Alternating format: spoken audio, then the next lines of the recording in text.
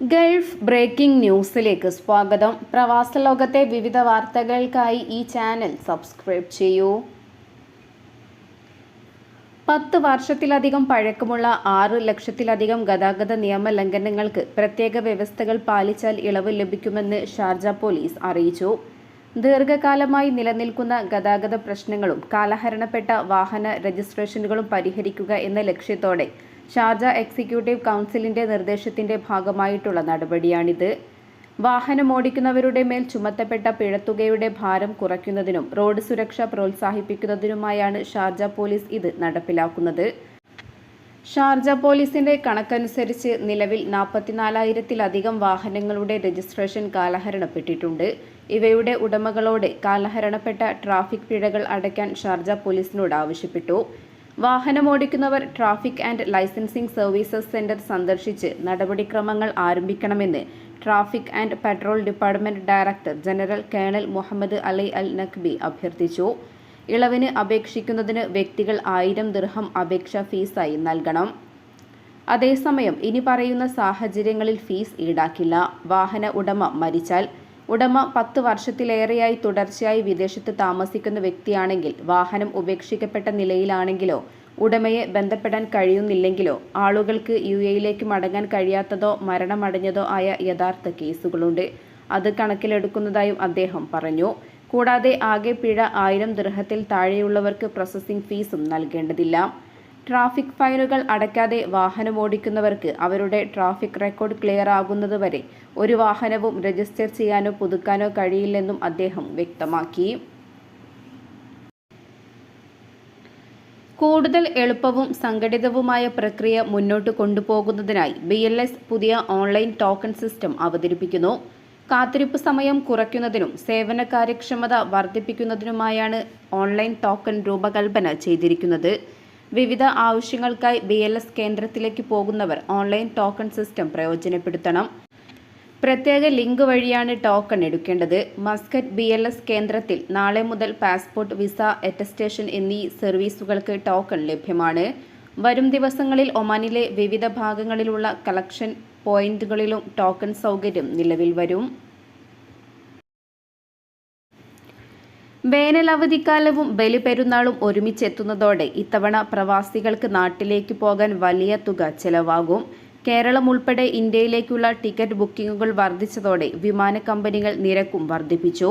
June ആദ്യവാരത്തിലാണ് ഒമാനിൽ വേനലവധി ആരംഭിക്കുക. June 2ാം വാരത്തിൽ പെരുന്നാളും എത്തും. മെയ് പകുതി മുതൽ തന്നെ ടിക്കറ്റ് നിരക്ക് ഉയർന്നു തുടങ്ങുന്നുണ്ട്. ജൂൺ 3ാം വാരം ആകുമ്പോഴാണ് പിന്നീട് നിരക്കിൽ നേരിയ കുറവ് വരുന്നത്. ഇതിനിടെ എത്തുന്ന ബലിപെരുന്നാൾ അവധി ദിവസങ്ങളിൽ നാട്ടിലേക്കുള്ള നിരക്ക് നിലവിലെ നിരക്കിനേക്കാൾ ഉയർന്നതാണ്. ഇപ്പോൾ തന്നെ ടിക്കറ്റ് എടുത്താലും ഈ നിരക്ക് നൽകണം. വരും ദിവസങ്ങളിൽ നിരക്ക് ഇനിയും ഉയർന്നേക്കാമെന്നാണ് ട്രാവൽ മേഖലയിലുള്ളവർ പറയുന്നത്. ജൂൺ ആദ്യവാരം മുതൽ 3ാം വാരം കഴിയുന്നതുവരെ 100 റിയാലിനു മുകളിലാണ് ഒമാനിൽ നിന്നും കേരളത്തിലേക്കുള്ള ടിക്കറ്റ് നിരക്കുകൾ. എയർ ഇന്ത്യ എക്സ്പ്രസ്, സലാമെയർ, ഇൻഡിഗോ എന്നീ ബജറ്റ് വിമാനങ്ങളിൽ തന്നെ ഉയർന്ന നിരക്കാണ്. ഇതിനേക്കാൾ ഉയർന്ന തുക ഒമാൻ എയറിൽ ടിക്കറ്റ് ലഭിക്കാൻ നൽകണം. ബലിപെരുന്നാൾ ദിവസങ്ങളിൽ നിരക്ക് 200 റിയാലിനു മുകളിൽ വരെ എത്തും. മസ്കറ്റ് വഴി കേരള സെക്ടറുകളിലേക്ക് നിരവധി വിമാന സർവീസുകളാണുള്ളത്. കണക്ഷൻ വിമാനമാണെങ്കിലും മികച്ച സർവീസും ലഗേജ് ലഭിക്കുന്ന ഇളവുമൊക്കെ ഒമാൻ വിമാനങ്ങളിലെ യാത്രയ്ക്ക് പ്രവാസികളായ യാത്രക്കാരെ ആകർഷിക്കുന്നു. അതേസമയം നിലവിൽ കേരളത്തിലെ എല്ലാ വിമാനത്താവളങ്ങളിലേക്കും കുറഞ്ഞ നിരക്കിൽ ടിക്കറ്റുകൾ ലഭ്യമാകുന്നുണ്ട്. മംഗലാപുരം ഉൾപ്പെടെ ഇന്ത്യയിലെ മറ്റ് സ്ഥലങ്ങളിലേക്കും നിരക്കിൽ കുറവുണ്ട്. എയർ ഇന്ത്യ എക്സ്പ്രസ്, സലാമെയർ, ഇൻഡിഗോ തുടങ്ങിയ മിക്ക വിമാനങ്ങളുടെയും നിരക്കിൽ വൻ കുറവുണ്ട്. അതേസമയം അവധിക്കാലത്തെ ഉയർന്ന ടിക്കറ്റ് നിരക്ക് മൂലം നാട്ടിലേക്കുള്ള യാത്രയ്ക്ക് പകരം അയൽനാടുകൾ ഉൾപ്പെടെ വിവിധ രാജ്യങ്ങൾ സന്ദർശിക്കാൻ ഒരുങ്ങുന്ന പ്രവാസികളുമുണ്ട്. വാഹനങ്ങളിൽ മോഷണം നടത്തിയ ആളെ റോയൽ ഒമാൻ പോലീസ് അറസ്റ്റ് ചെയ്തു. മസ്കറ്റ് ഗവർണറേറ്റിലെ ബോഷർ വിലായത്തിൽ ഗാല ഇൻഡസ്ട്രിയൽ ഏരിയയിൽ നിന്നായി നിരവധി വാഹനങ്ങളിൽ നിന്നും പണം മോഷ്ടിച്ചയാളെയാണ് കഴിഞ്ഞ ദിവസം പോലീസ് അറസ്റ്റ് ചെയ്തത്. വീടുകളിൽ നിന്നും പൈപ്പുകളും കോപ്പർ വയറുകളും മോഷ്ടിച്ച കേസുകളിൽ പ്രതിയാണ് ഇയാളെന്നും പ്രതിക്കെതിരെ നിയമ നടപടികൾ സ്വീകരിച്ചു വരുന്നതായും പോലീസ് പ്രസ്താവനയിൽ വ്യക്തമാക്കി. കേരളവും ഒമാൻ ചെയർമാൻസ് 11 തമ്മിലുള്ള ഏകദിന പരമ്പരയിലെ 4ാമത്തെയും അവസാനത്തെയും മത്സരം ഇന്ന്. അമറാത്തിലെ ഒമാൻ ക്രിക്കറ്റ് അക്കാദമി ഗ്രൗണ്ടിൽ രാവിലെ 10 മണിക്കായിരിക്കും മത്സരം ആരംഭിക്കുന്നത്. ആദ്യ 3 ഏകദിനത്തിൽ 2 ജയത്തോടെ ടൂർണമെന്റിൽ കേരളമാണ് മുന്നിൽ.